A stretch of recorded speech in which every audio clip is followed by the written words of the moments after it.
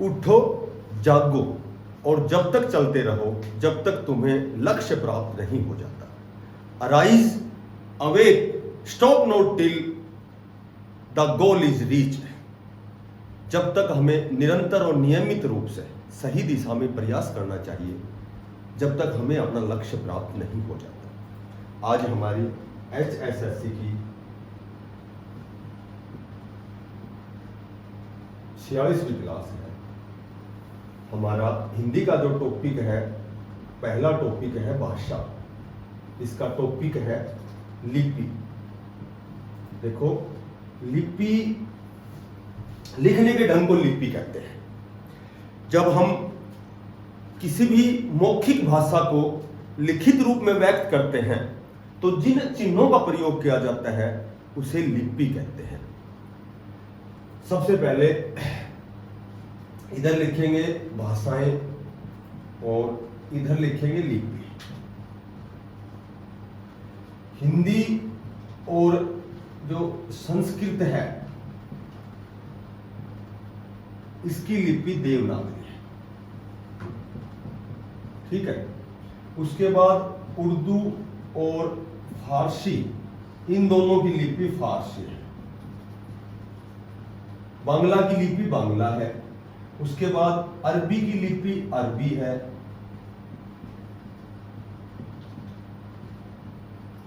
उसके बाद अंग्रेजी की लिपि रोमन।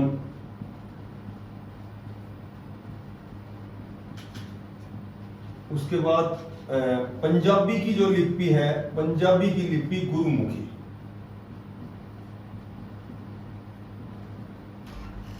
पंजाबी की लिपि गुरुमुखी। देखो, जो हमारी लिपि देवनागरी लिपि है, सबसे पहले मैं तुम्हें देवनागरी लिपि के बारे में बताता हूं।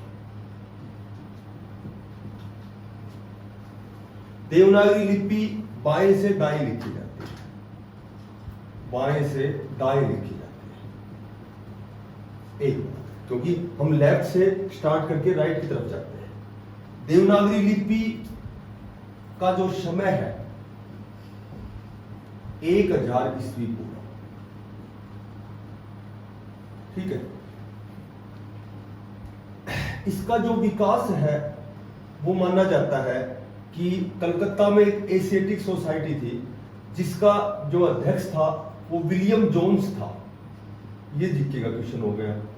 विलियम जोन्स का एक लेख छपा था 1784 में। उस लेख से ही देवनागरी लिपि का विकास माना जाता है। क्योंकि इसका जो प्रारंभ 3वीं शताब्दी ईसा पूर्व माना जाता है।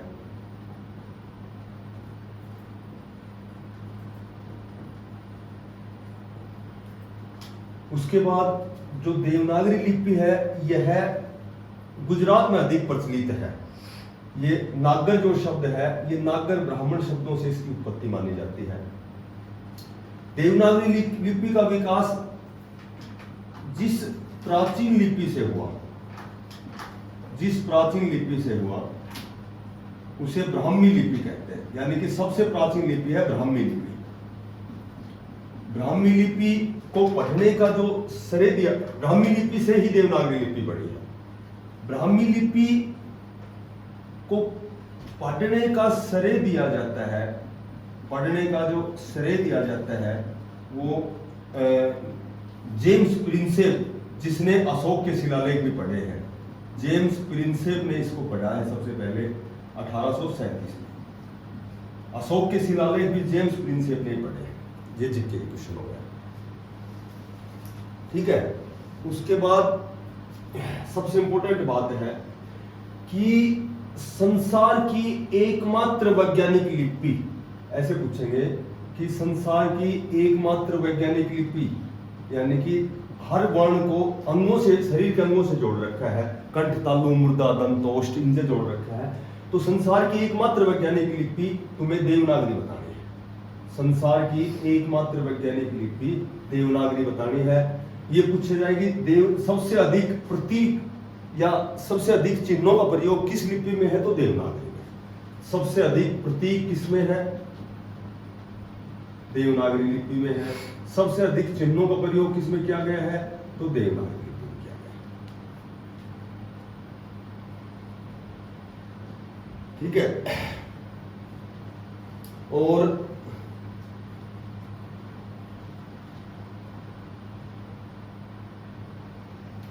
जो गुरुमुखी लिपि है, इसका श्रेय किसको जाता है? तो तीसरे गुरु हुए हैं गुरु अंगद। इसका प्रतिपादन गुरु अंगद ने किया है। जो 10 गुरु हुए हैं, तो तीसरा जो गुरु था गुरु अंगद ने गुरुमुखी का नामकरण किया है। इनका जनक कहा जाता है। ठीक है। और एक और लिपि हुई है, ऋषि खरोष्ट ने बनाई थी, खरोष्टी लिपि। अब तो खत्म हो चुकी है। खरोष्टी, खर मानी गदा, ओष्ठ यानी गधे के ओष्ठ के आकार की, ऋषि खरोष्ट द्वारा प्रतिपादित थी। और ये जो खरोष्टी लिपि थी, ये दाएं से बाएं लिखी जाती थी। दाएं से बाएं लिखी जाती, यानी कि इधर से स्टार्ट करके इधर चलते थे। ठीक है। अच्छा, जो देवनागरी लिपि थी, इसमें टोटल 48 वर्ण हैं। उसमें 34 तो व्यंजन हैं और 10 स्वर हैं और 4 द्वितीय अर्थ हैं, जिनके 2 अर्थ। 4 वर्ण ऐसे हैं, अक्षय, त्रय, ज्ञ और श, 4 द्वितीय अर्थ हैं।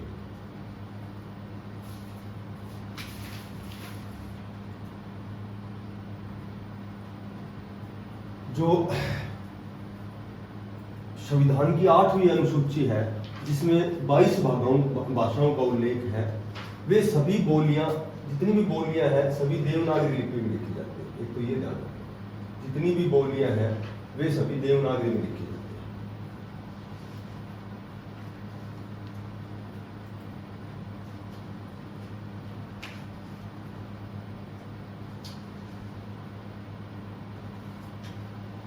है। ये जो खरोष्टी लिपि है, एक कनिष्क था, उसके समय में गांधारी लिपि चलती थी। गांधारी लिपि, तो गांधारी लिपि खरोष्टी लिपि का ही दूसरा नाम है।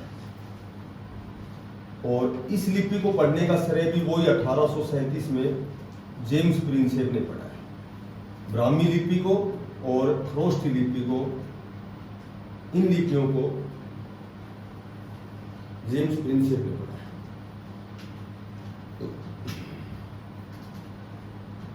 इसमें गांधारी और खरोष्टी लिपि में 37 वर्ण है।